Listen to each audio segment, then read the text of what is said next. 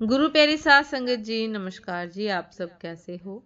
आशा करती हूँ बाबा जी के श्री चरणों में अरदास करती हूँ कि मालिक की कृपा से, निरंकार दातार की मेहरबानी से आप सब बहुत खुश होंगे, मौज बहार में होंगे और अवश्य ही भजन सिमरन में होंगे। साध संगत जी, मैं हाजिर हूँ आज आप सभी से एक बहुत ही खूबसूरत साखी साझा करने के लिए, जीवन की सच्चाई को साझा करने के लिए। उम्मीद करती हूँ ये साखी आप सभी को बहुत पसंद आएगी और अवश्य ही कुछ ना कुछ सीखने को मिलेगा। तो साथ संगत जी, चलिए आइए समय ना गवाते हुए साखी को आप सभी से साझा करते हैं जी। साथ संगत जी, हर कोई मृत्यु से डरता है, लेकिन जन्म और मृत्यु सृष्टि के नियम है। यह ब्रह्मांड के संतुलन के लिए आवश्यक है। इसके बिना मनुष्य एक दूसरे पर हावी हो जाते। कैसे?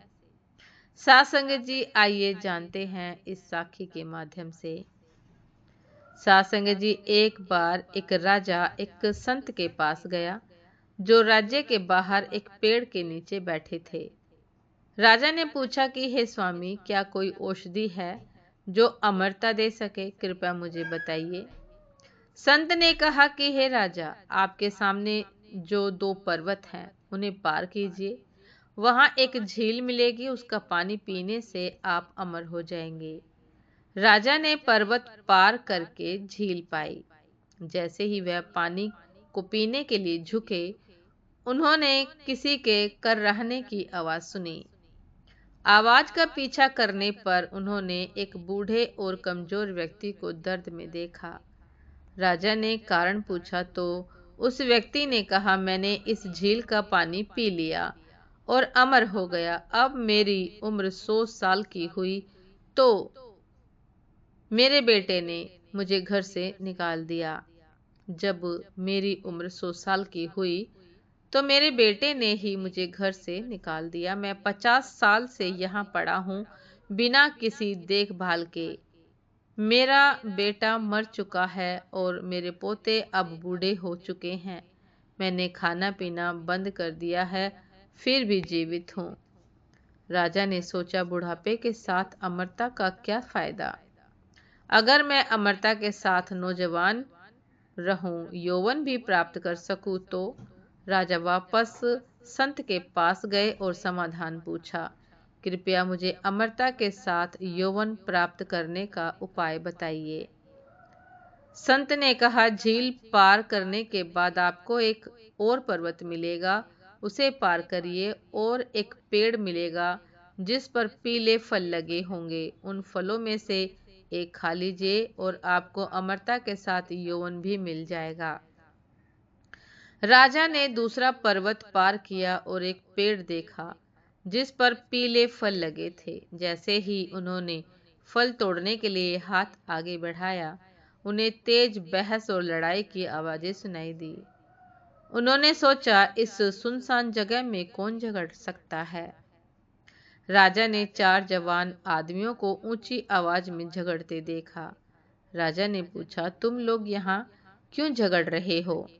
उनमें से एक बोला, मैं 250 साल का हूँ और मेरे दाहिने वाले व्यक्ति की उम्र 300 साल है। वह मुझे मेरी संपत्ति का हिस्सा नहीं दे रहा है। जब राजा ने दाहिने वाले व्यक्ति से पूछा, उसने कहा, मेरा पिता जो 350 साल का है अभी भी जीवित है और उसने मुझे मेरा हिस्सा नहीं दिया, तो मैं अपने बेटे को कैसे दूं? उस आदमी ने अपने 400 साल के पिता की ओर इशारा किया, जिन्होंने भी वही शिकायत की। उन्होंने राजा से कहा कि संपत्ति के इस अंतहीन झगड़े की वजह से गांव वालों ने उन्हें गांव से निकाल दिया है। राजा हैरान होकर संत के पास लौटे और बोले कि धन्यवाद, आपने मुझे मृत्यु का महत्व समझाया। संत ने कहा कि मृत्यु के कारण ही इस संसार में प्रेम है। मृत्यु के बारे में चिंता करने की बजाय हर दिन और हर पल को खुशी से जियो। खुद को बदलो, दुनिया बदल जाएगी। साथ संगत जी, जब आप स्नान करते समय भगवान का नाम लेते हैं तो वह एक पवित्र स्नान बन जाता है। जब आप खाना खाते समय नाम लेते हैं तो वह भोजन प्रसाद बन जाता है।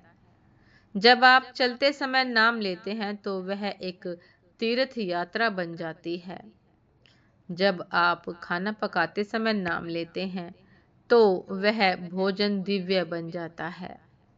जब आप सोने से पहले नाम लेते हैं तो वह ध्यान में नींद बन जाती है। जब आप काम करते समय नाम लेते हैं तो वह भक्ति बन जाती है। जब आप घर में नाम लेते हैं तो वह घर मंदिर बन जाता है। तो साध संगत जी, नाम की बहुत ताकत है। सदैव भजन सिमरन अवश्य करते रहिए।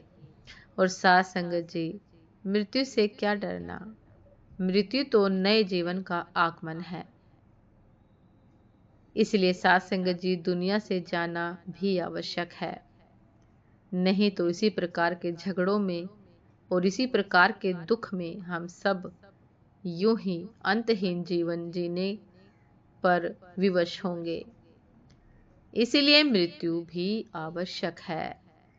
प्रकृति में, ब्रह्मांड में संतुलन बनाए रखने के लिए, रिश्तों में संतुलन बनाए रखने के लिए मृत्यु भी आवश्यक है, दुनिया से जाना भी आवश्यक है।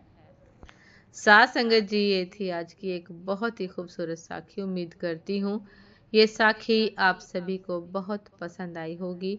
यदि पसंद आई हो साध संगत जी तो लाइक, कमेंट, शेयर करना ना भूलिएगा।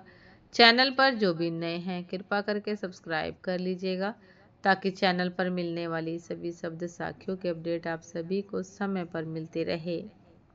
साध संगत जी, आप हमें इंस्टाग्राम पर भी फॉलो कर सकते हैं। इंस्टाग्राम का लिंक डिस्क्रिप्शन बॉक्स में दिया गया है। तो साध संगत जी, दासी को भी आज्ञा दीजिए। आपसे फिर मुलाकात होती है एक नए शब्द साखी के साथ, एक नए खूबसूरत विचार के साथ। तब तक के लिए नमस्कार जी। सदा खुश रहिए, मुस्कुराते रहिए, भजन सिमरन अवश्य करते रहिए। नमस्कार जी।